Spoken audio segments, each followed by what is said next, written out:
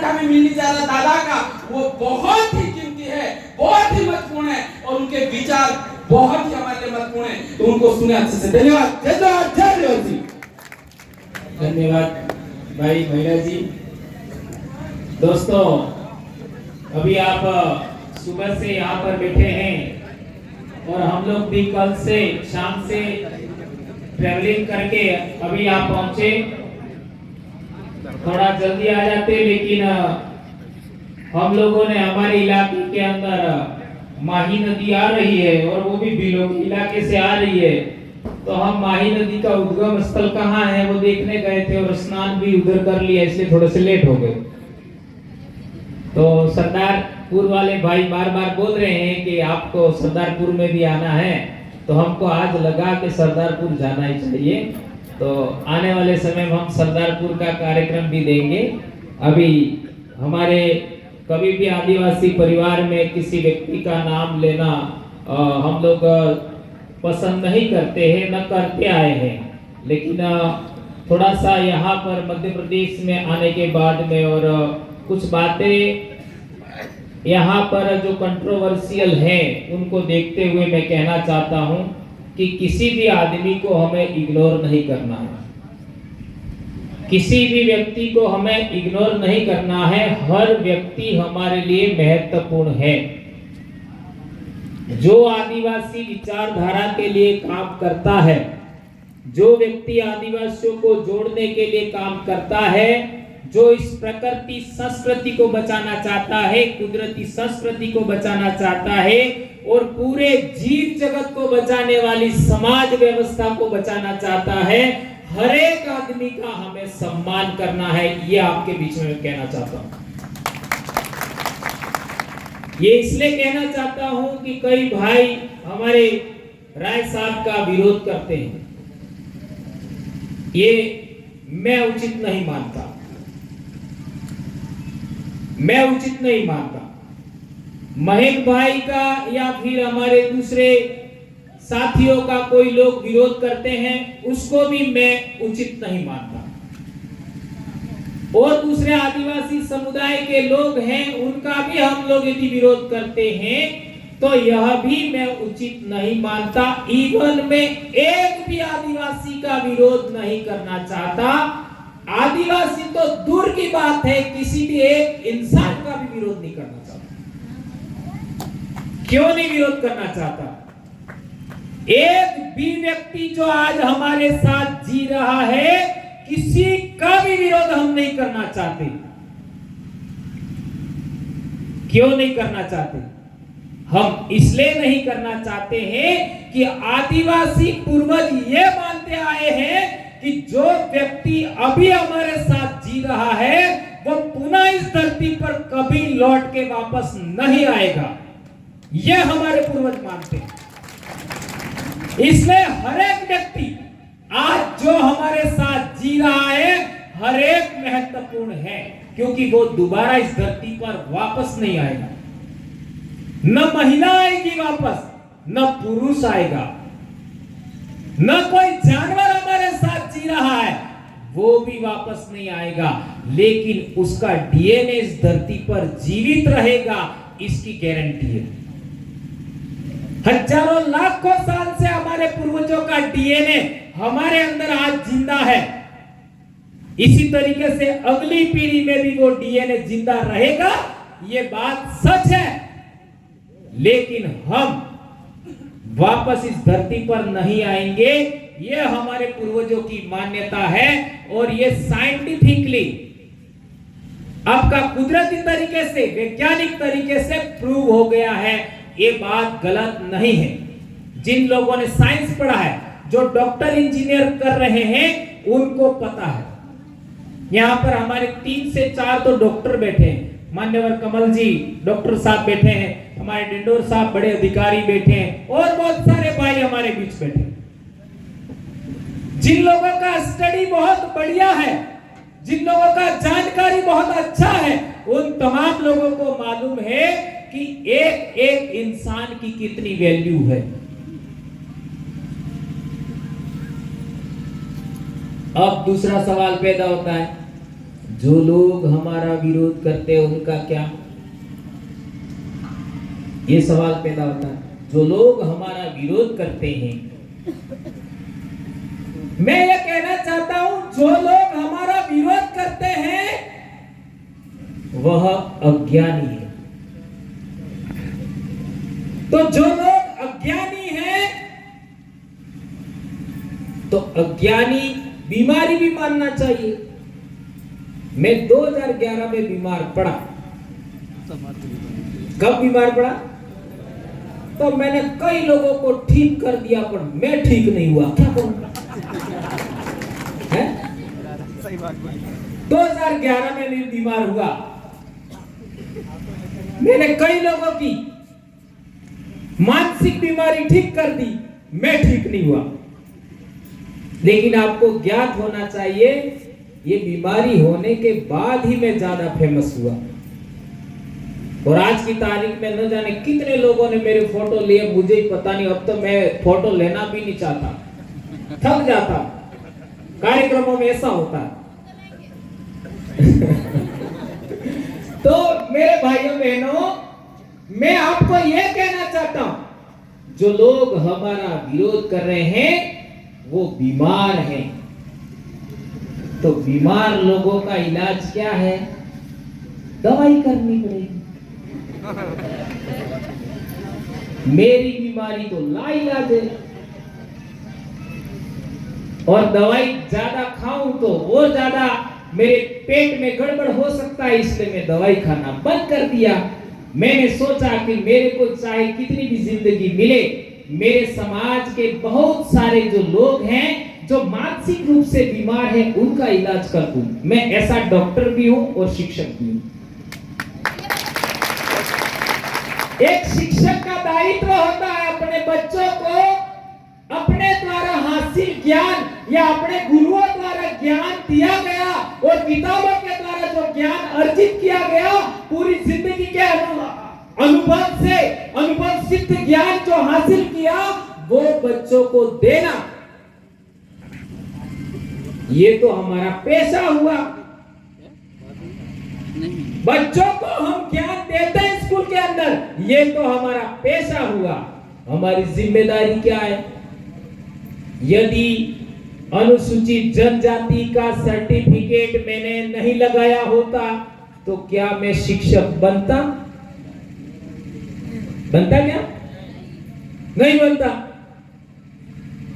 अब हमारे ये भाई डिंडोर साहब हैं, क्योंकि वरिष्ठतम साथी है, उनका उदाहरण दे दूं। डिंडोर साहब का भीड़ के नाम का सर्टिफिकेट नहीं होता तो क्या डिंडोर साहब सर्विस कर पाते? नहीं कर पाते। यदि किसी को लगता है कि मैं तो मेरी योग्यता से बना हूं, तो क्या हमारा पिताजी, हमारा दादाजी क्यों सर्विस नहीं लगा? वो अयोग्य था क्या? वो तो हमारे से ज्यादा योग्य थे। वो हमारे से ज्यादा योग्य थे।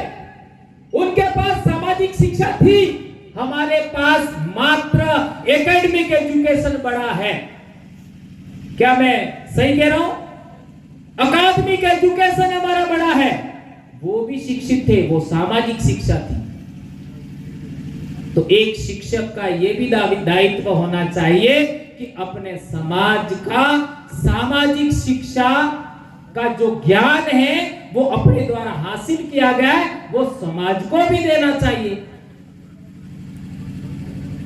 केवल बच्चों को देना पेशा है, जिसके बदले पैसा मिलता है हमको।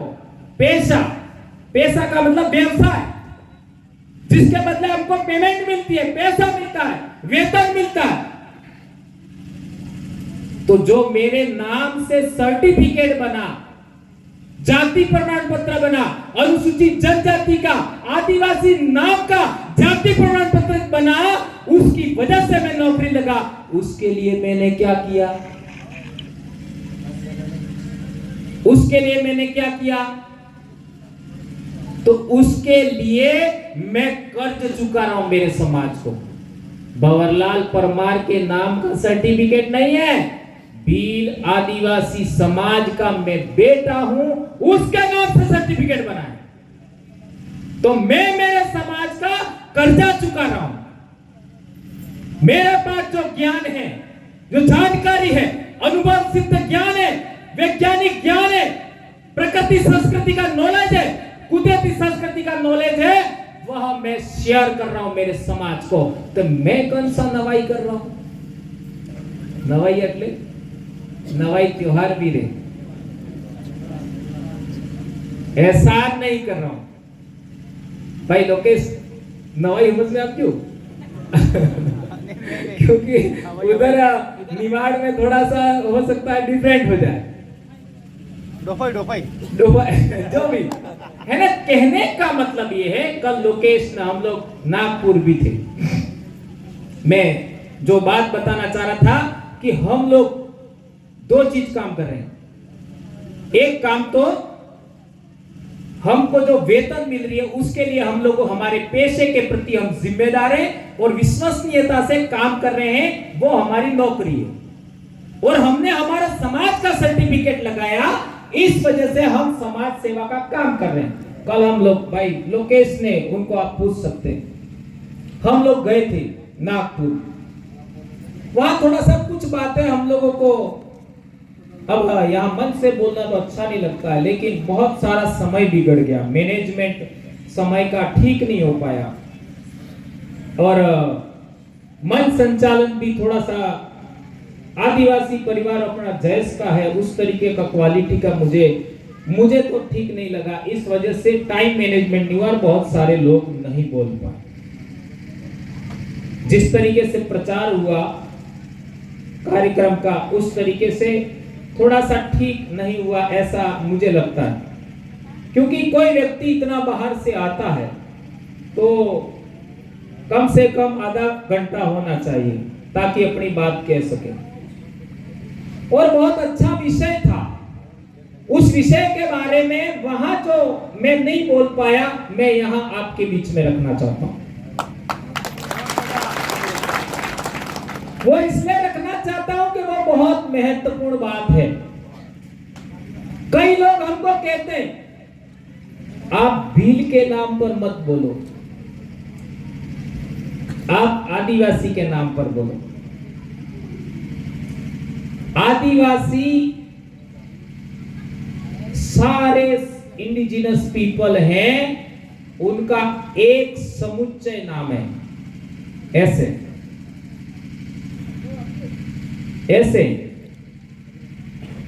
समझ में आया? होल सबको मिला करके ये आदिवासी बना, बरोबर है?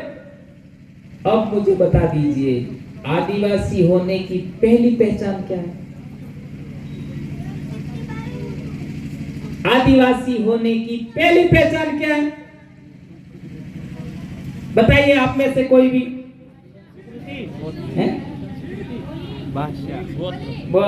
बहन बोल रही है, बेटी बोल रही है, बोली। एग्जैक्टली, बहुत सही बात बताई, बोली। बहुत सही बात बताई, बोली हमारी पहचान है, प्रथम कसौटी। अब बताइए, आदिवासी बोली होती है क्या? आदिवासी बोलियां हो सकती है, बोली नहीं होती। ध्यान रखो, आदिवासी बोलियां हो सकती है, आदिवासी बोली नहीं होती। बगोरा जी ये बहुत इंपॉर्टेंट बात कह रहा हूं। तो बोली कौन सी है? भीली। बोली कौन सी है? भीली। भीली बोली में आदमी को क्या कहते हैं?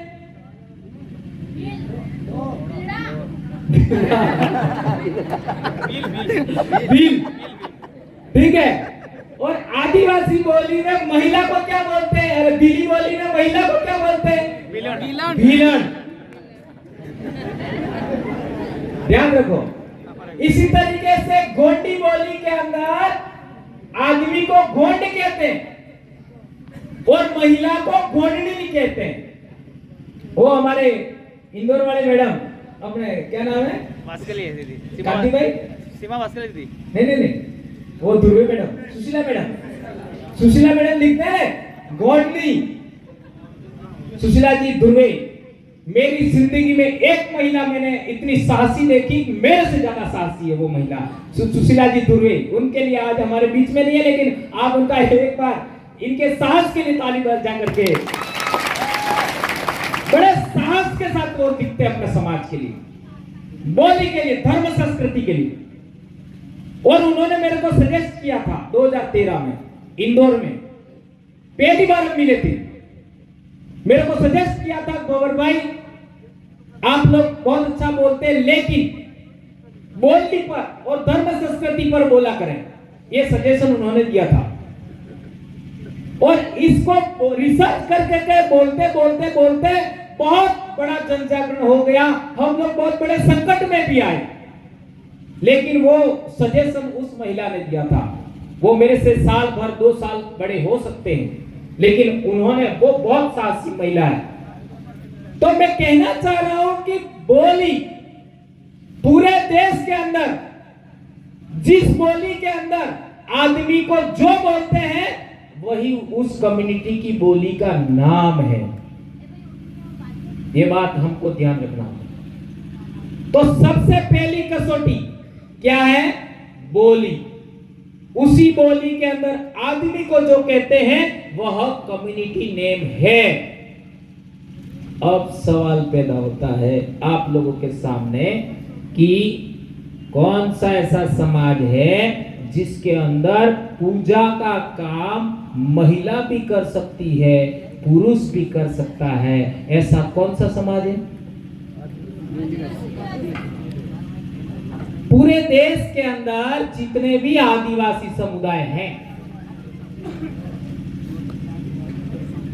पूरे देश के अंदर सभी आदिवासी समुदाय के अंदर महिला भी पूजा कर सकती है, आदमी भी पूजा कर सकता है।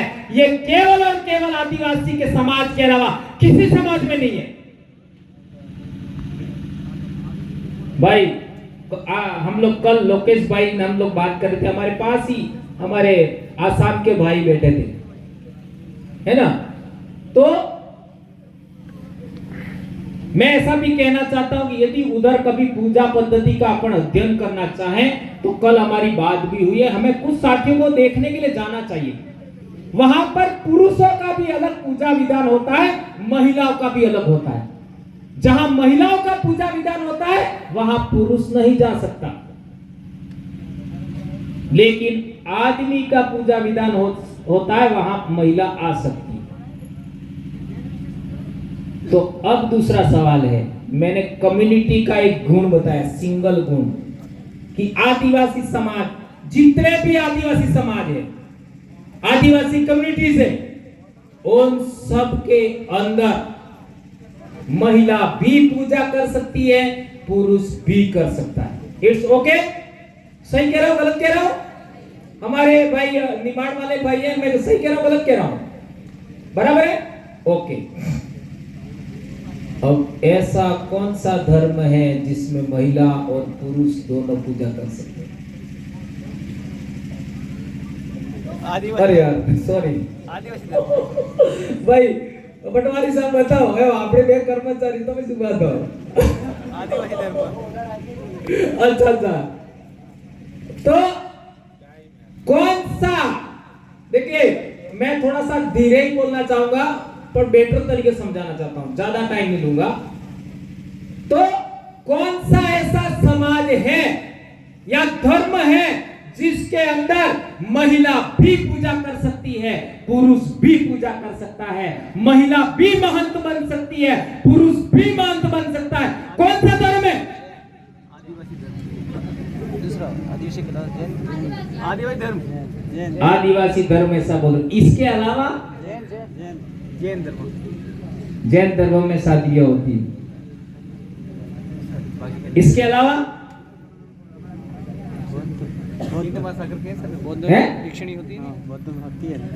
इसके अलावा दूसरों में भी होता है, लेकिन महंत और पुजारी के रूप में शायद नहीं होता है। न क्रिश्चियन में होता है, न आपका क्या कहते हैं मुस्लिम में होता है, न यहूदी में होता है और न ही हमारे देश में जो धर्म के नाम से प्रचारित किया गया। अभी भागवत साहब ने वो जो कौन सा कार्यक्रम था आपका विजयदशमी वाला, एक शब्द भी नहीं बोला, हमेशा सनातन सनातन सनातन सनातन बोला। और सनातन बोल करके वो आदिवासियों के अंदर घुस जाते हैं। ये बात ध्यान रखनी है। उसके अंदर भी ऐसा नहीं है। अब बता दीजिए, प्रकृति मूलक और मानवता के लिए पूरे जीव जगत को बचाने लायक धर्म किसके पास है? किसके पास है? वो संस्कृति किसके पास है? केवल आदिवासी के पास में। चाहे वो गौड़ हो, चाहे वो संताल हो, चाहे वो भील हो, चाहे कोई भी हो। इसलिए हम लोग हमारी ड्यूटी पूरी मुस्तैदी से, पूरे लगन से समाज में काम करके जन जागरण फैला रहे हैं और हमारे युवा साथी उसको हाथों हाथ लेकर के आगे बढ़ा रहे हैं। तो सभी युवा साथी जयंत और हमारे जो आदिवासी परिवार से जुड़े हुए साथी हैं, सबके लिए हमें सम्मान करना है। किसी भी व्यक्ति का हमें नीचा नहीं दिखाना है, उसको गलत नहीं मानना है। जब आदिवासी परिवार बना, पहली ही मीटिंग के अंदर जयस के लोग थे, उस मीटिंग के अंदर भी हमने बोला है कि हम किसी भी संगठन का विरोध नहीं करेंगे। 100 किलोमीटर रेडियस के अंदर हम जन जागरण करेंगे 2020 तक, ऐसा हमने उस दिन सोचा था। लेकिन उससे भी पहले हम आगे निकल गए, लेकिन हमने किसी को पछाड़ने का कोशिश नहीं किया। कोई एक व्यक्ति बता दे किसी दूसरे संगठन का कि मैंने मेरे से कम किसी को समझा हो, आज तक एक बंदा दिखा दो। भंवरलाल परमार ने छोटे से छोटा कार्यकर्ता, चाहे वो 20 साल का हो, उसको अपने से कम माना हो। एक उदाहरण बता दीजिए। मैंने कभी नहीं किया। यह गुण आपके अंदर आना चाहिए मेरे भाइयों, मेरी बहनों, मेरी बेटियों। हमारे लिए हर व्यक्ति महत्वपूर्ण है, कोई कम नहीं है। बड़ा बुजुर्ग है हमारे भील समाज के अंदर, आदिवासी समाज के अंदर उम्र के अनुसार सम्मान दिया जाता है। होली दिवाली पर हमारे घरों में बैठने जाते हैं, जिसके घर मरण हो जाता है, मृत्यु भोज काटा कहते हैं, पाणगा कहते हैं, उसके अंदर जाते हैं। तो कोई व्यक्ति कितना भी बड़ा अधिकारी हो, नेता हो, वो कभी भी बड़ी उम्र वाले व्यक्ति के आगे नहीं चलता है। जो बड़ी उम्र के लोग हैं वो आगे चलेंगे। ऐसा सम्मान हमें बड़े बुजुर्गों का भी करना है। यह हमारे पूर्वजों का जीवन मूल्य है, उसको हम इग्नोर नहीं कर सकते। ये बात हमको ध्यान रखनी होगी।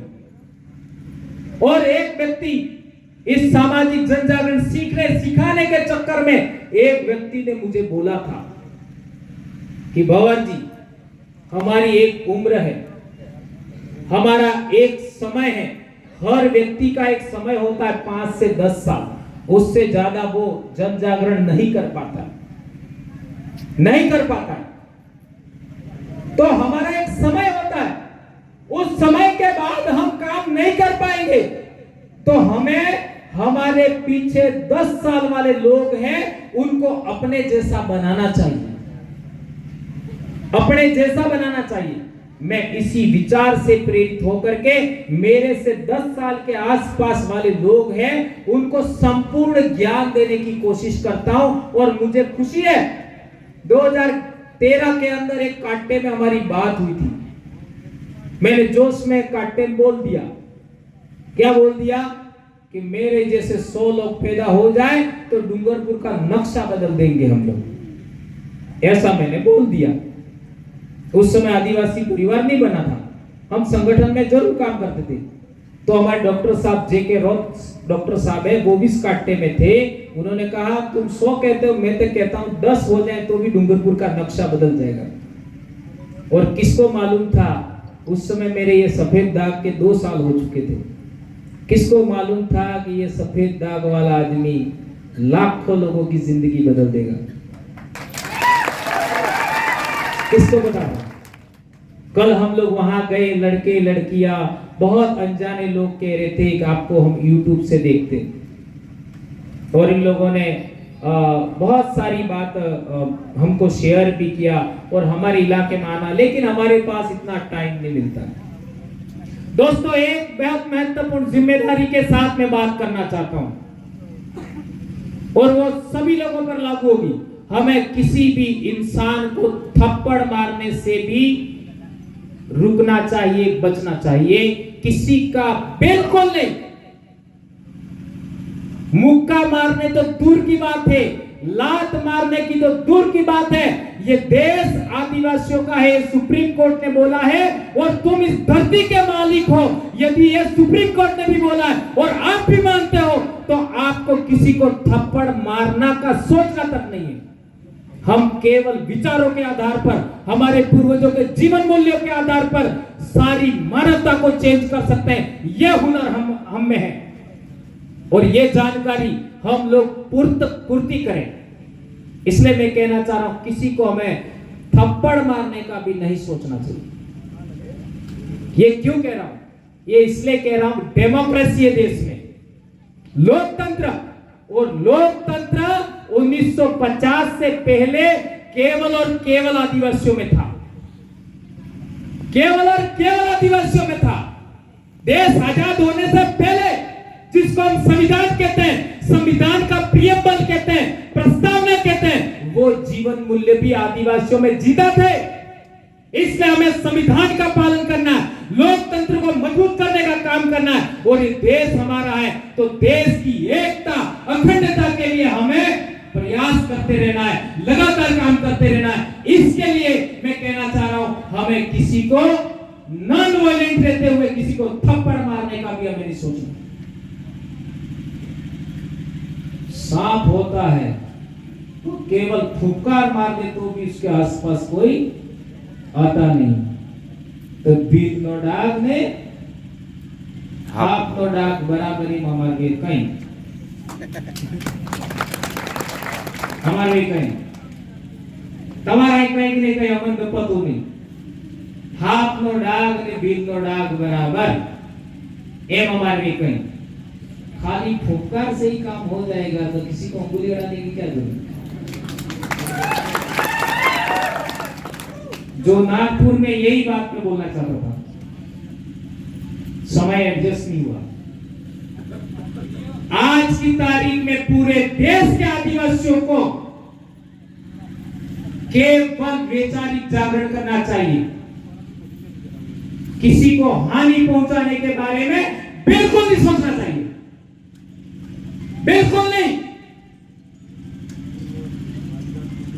यदि हम लोग हमारे पूर्वजों के जीवन मूल्यों को मानते हैं, हमारे पूर्वजों की संस्कृति मानते हैं, तो हमें नहीं सोचना चाहिए। क्यों? उदाहरण देता हूं, आज प्रक्षेपास्त्र का युग है कि नहीं? सही क्या गलत कह रहा हूं?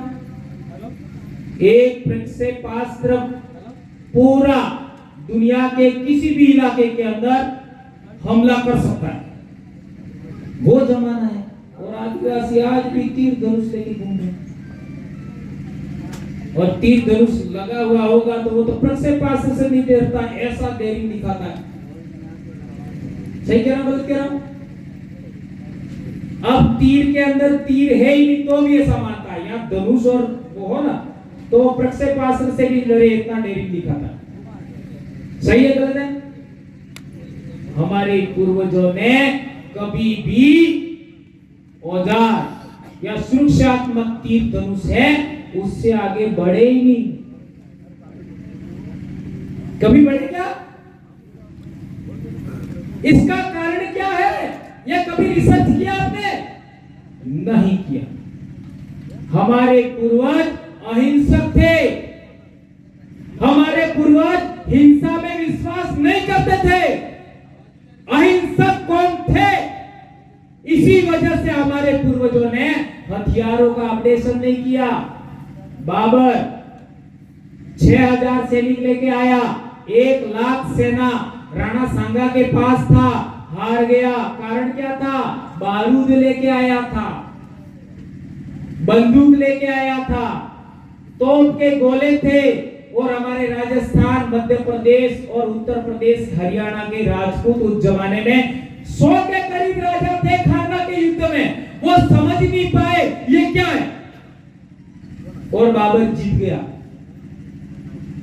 ये टेक्नोलॉजी से लोग जीते, और आज इतनी जबरदस्त टेक्नोलॉजी होने के बावजूद भी हम लोग तीर धनुष से आगे नहीं बढ़ पा रहे हैं। उसका कारण क्या मालूम है आपको?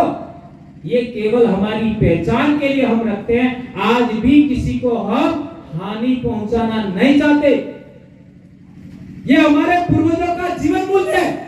पूरी दुनिया के अंदर मात्र और मात्र आदिवासी है जो अहिंसक कौम है, इसके अलावा कोई अहिंसक कौम नहीं है। यह बात आज आप यहां से लेके जाइए मेरे भाई। मन से भी हानि नहीं पहुंचाते हैं। हमारे पूर्वजों के पास दुश्मन व्यक्ति, जिसने हमारे बाप को भी मारा होगा, दादा को भी मारा होगा, हमारे राजा को भी मारा होगा, लेकिन शरण लेने के लिए हमारे पास आया, हमने उसकी रक्षा किया, हम बलिदान हो गए, लेकिन उसको हानि नहीं पहुंचाने दिया। इसके बहुत सारे इतिहास के अंदर रेफरेंस है। राणा पूजा भी इसमें आता है, और बहुत सारे महापुरुष यहाँ पर का भी, मैं लेकिन उस पर अभी जाना नहीं चाहता। इससे 2 बातें आपको विशेष करके याद रखनी है कि आदिवासी समाज है वो दुनिया का बेस्ट धार्मिक सोच, दार्शनिक सोच, नैतिक मूल्यों से प्रेरित है आदिवासी समाज। इसलिए उसको बचाने की जरूरत है, नंबर 1। और दूसरी बात, हमको किसी का भी नुकसान करने की सोच हमें नहीं कायम करनी चाहिए। अब दूसरा सवाल पैदा होता है कि हमारे इलाके में एक सांप होता है जिसका 2 तरफ मुंह होता है, ऐसा कहते हैं। आलू बराबर है। आलू में इसकी दवा हो गई सड़को। अच्छा थोड़ा पाको पानी।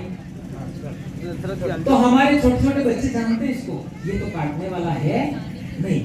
छोटे बच्चे जो स्कूल में पढ़ते हैं, 6-7 क्लास में बच्चे पढ़ते हैं, वो भी जानते हैं ये तो काटने वाला है नहीं। तो इसको बहुत ठोकते हैं, मर नहीं जाए इतना ठोकते हैं। और वैज्ञानिक लोग, जीव विज्ञानी लोग बताते हैं कि वो किसान का मित्र होता है, लेकिन बच्चे खूब ठोकते हैं इसको, लेकिन वो मरता नहीं। हमें आगरा जीवा अटले आपने मार पड़ेगा नहीं हो जाए। आए समझ? हम भी अहिंसक हैं, शाकाहारी जीव के समान आदिवासी, इसलिए आदिवासी पर शोषण दमन होता है। समझो, आज आदिवासी लोग खेती बाड़ी की जमीन से बंजर भूमि पर बैठे हैं। आदिवासी लोग अच्छी भूमि से जंगल में बैठे हैं। आदिवासी लोग अच्छी भूमि से पहाड़ के अंदर बैठे हैं। उसका एक ही रीजन है, एक ही कारण है, हम अहिंसक हैं। हम किसी को नुकसान नहीं पहुंचाना चाहते। इस वजह से हमारे साथ दमन होता है, शोषण होता है, उत्पीड़न होता है। अब सवाल पैदा होता है, इस शोषण, दमन, उत्पीड़न का इलाज क्या है? वो इलाज भी हमारे पास में है। वो इलाज क्या है? एक ही इलाज है, सिंगल। या तो खत्म हो जाओ इस धरती से, इस धरती से खत्म हो जाओ, एक इलाज तो ये है। और इस धरती को आबाद करो, ये दूसरा इलाज है। आप कौन सा चाहते हैं?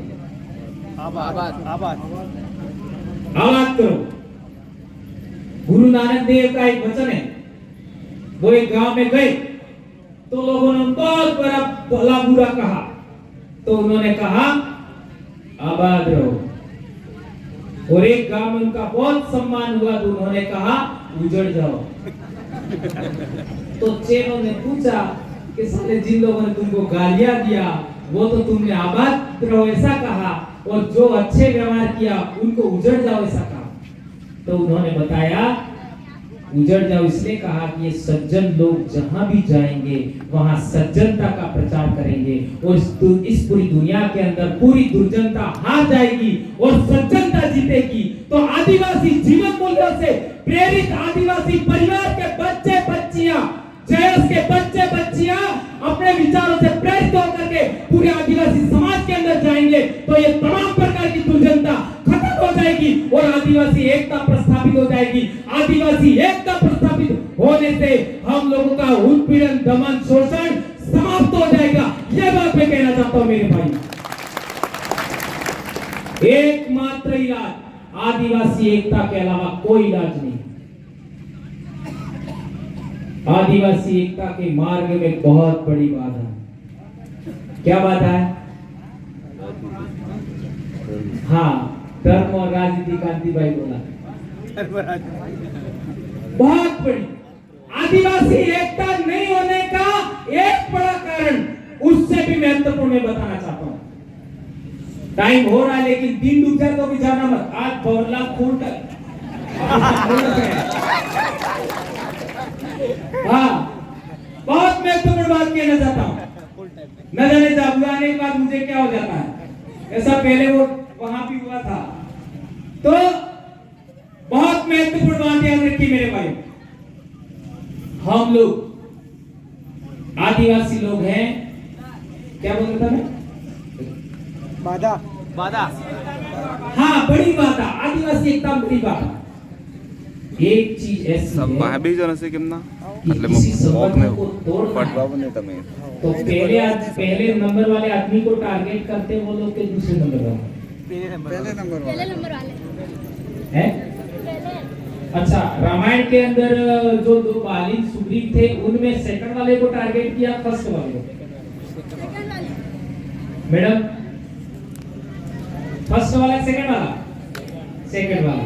अच्छा, रावण और विभीषण था, उनमें फर्स्ट वाले सेकंड वाले? सेकंड वाला को। सेकंड वाले को, बराबर है। ऐसा ही राजस्थान के इतिहास में देखोगे तो मुगलों ने भी ऐसा ही किया। राजा का छोटा भाई था, उसको अपनी तरफ मिला लिया, शक्ति सिंह, और एक दूसरा भाई था चकमाल। ऐसा ही मराठों के साथ में भी हुआ, मारवाड़ वाले राठौड़ों के साथ में। वही राठौड़ इधर आके झाबुआ के भीलों को हरा करके यहाँ राज कर बैठे। Am I right? अलीराजपुर में भी राठौड़, यहाँ भी राठौड़, रतलाम में भी राठौड़, वो वहीं से आए। तो मैं कहना चाह रहा हूं उन लोगों ने सेकंड आदमी को ही क्यों सेलेक्ट किया? रामायण में भी उदाहरण है, इतिहास में भी उदाहरण है, आपके गांव में भी उदाहरण है। सरपंच किसको बनाया होगा? जिसके परिवार के लोगों ने आदिवासी विचारधारा के लिए काम नहीं किया होगा, जिन्होंने चाटुकारिता किया होगा राजे रजवाड़ों के टाइम में, ठाकुरों के टाइम में, उसी को सरपंच बनाते हैं। हमारे इलाके में ऐसा होता है, आपके इलाके में होता है? ऐसा ही होता है। क्या बात करो, इधर भी होता है। एमएलए भी ऐसे आदमी को बनाते हैं जो चाटुकारिता कर सके, बोल नहीं सके और समाज के लिए तो एक लाइन नहीं बोले। हमारे उधर ऐसा होता है, आपके इधर होता है भाई? नागौर रतलाम में होता है सच में? ये कितनी भयंकर बीमारी है। ये मेरे शरीर में बीमारी है, उससे भी भयंकर बीमारी है। बहुत बड़ी बीमारी। वो लोग कमजोर आदमी को बड़ा पद देते। ये लाइन याद रखो। वो लोग कमजोर आदमी को, अयोग्य आदमी को, लालची आदमी को, स्वार्थी आदमी को बड़ा पद देते। तो जो वो योग्य नहीं होता है, इतना बड़ा पद दे देते हैं, तो वो विचार करता है थोड़ी सी गुलामी कर लेने में क्या दिक्कत है। क्या बोल साहब? बिल्कुल सही। मामा जी हाथे वाला बात राइट है। मो तमाम बोलवा वजह थी सा आटलो बुद्धि दो, क्योंकि आप जो बोले उसको पूरा करना है मुझे ऐसा सोच कर। तो मैं कहना चाहता हूं कि आदिवासी परिवार और जयस ने ऐसा सोचा है, योग्यतम आदमी है वो वहां जाना चाहिए। क्या आपका क्या कहना? सही है, बिल्कुल सही है। योग्यतम आदमी, समाज के लिए बोलने वाला आदमी, समाज के लिए लड़ने वाला आदमी, संसद हो, विधानसभा हो, लोकसभा हो, चाहे कोई कोई भी हो, गांव हो, पंचायत हो, जिला परिषद हो, जनपद हो, हर जगह समाज की बात करे ऐसा आदमी हमें आगे भेजना चाहिए। क्या हमारे समाज ने पिछले 75 साल में ऐसा किया?